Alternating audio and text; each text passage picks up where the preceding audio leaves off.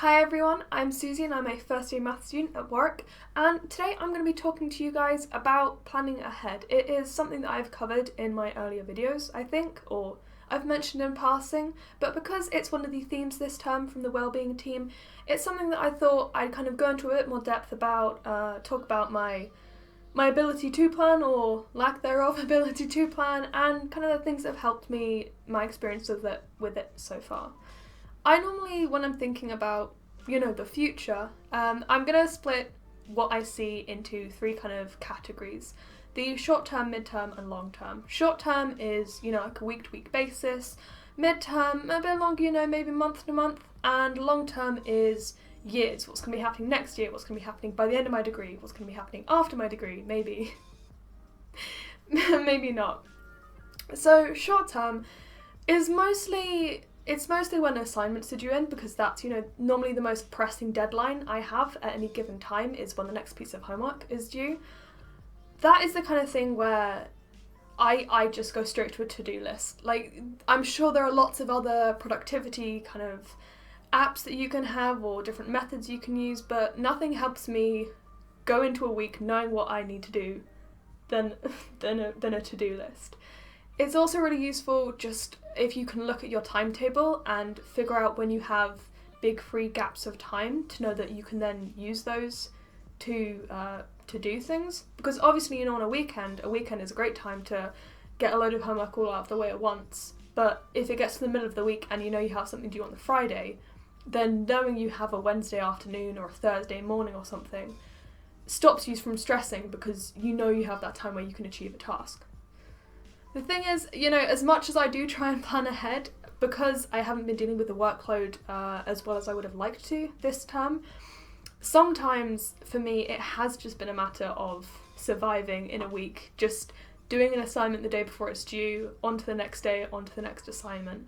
And I don't think there's necessarily any shame in that, because, even the best plans, they're going to fall through sometimes, and it's better to kind of have that plan in place and then have to adjust it if you need to, than just completely go into a week blind, having absolutely no idea.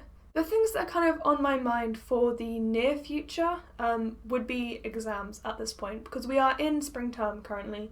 So exams are, they're looming around the corner, and there are some modules which we covered term one, but we're not going to touch again until I take exams on them. So just like, I'm trying to start to put together revision material for them. I'm trying to kind of keep that going as much as I can. And obviously it's difficult because I am still, doing all the term 2 stuff.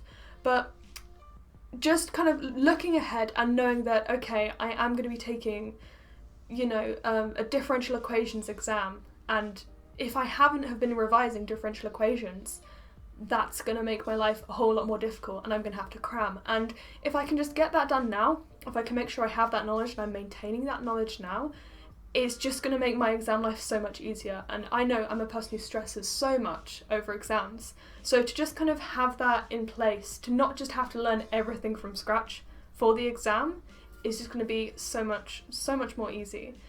And I'm sure, I think it's quite a commonly known thing at this point, various different models of knowledge, but if you learn something term 1 and then never touch it again, just the drop off is so dramatic for how much you understand it. So just, topping up, just reading over the notes, or going back over the videos, or just reading around the area is just going to kind of keep you updated, so you can use that knowledge and you can put that all in place for the future in exams when you need it.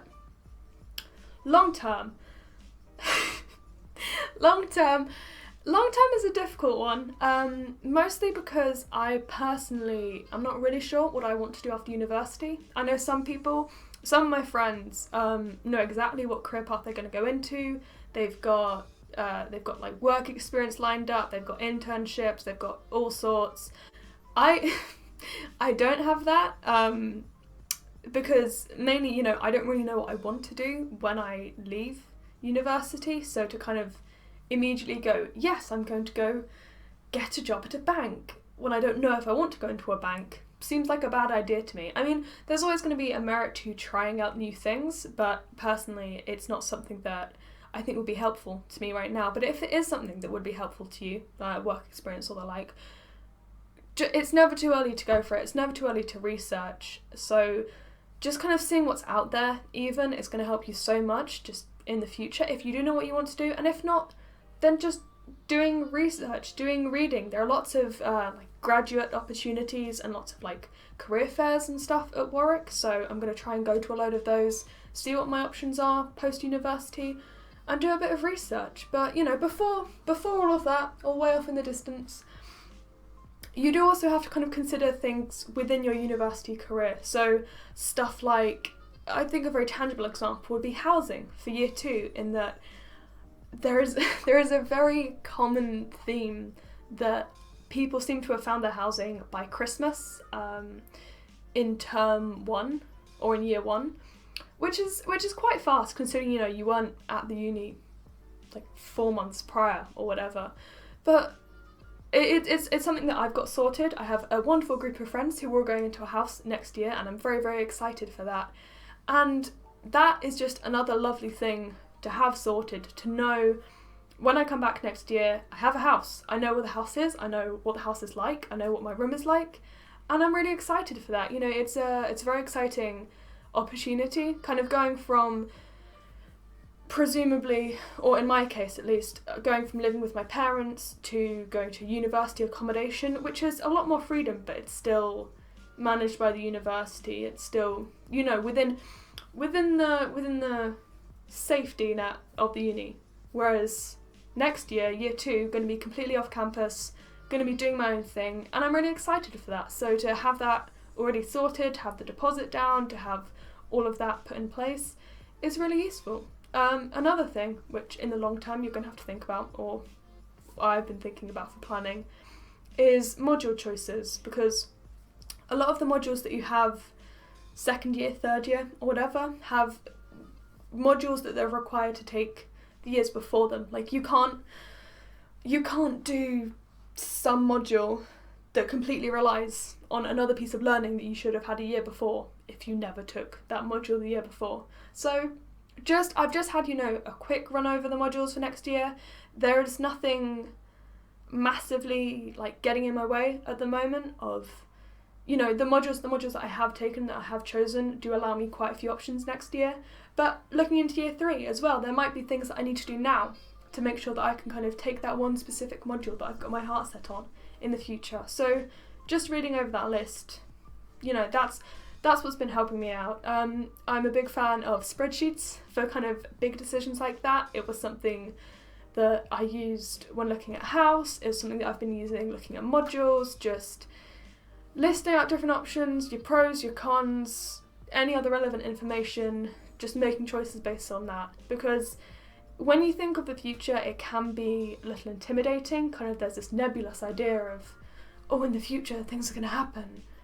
But if you do your research, you make sure that you know what you want, and then you put a framework in place, you put a structure in place, it's so much easier to have that plan for the future, to know what you want to work towards. And if it turns out, you know, if it turns out next week that I don't have time to do my linear algebra homework, I'll adapt. And if it turns out in 3 years' time that I don't want to go into the career path that I have been planning for now, I'll adapt.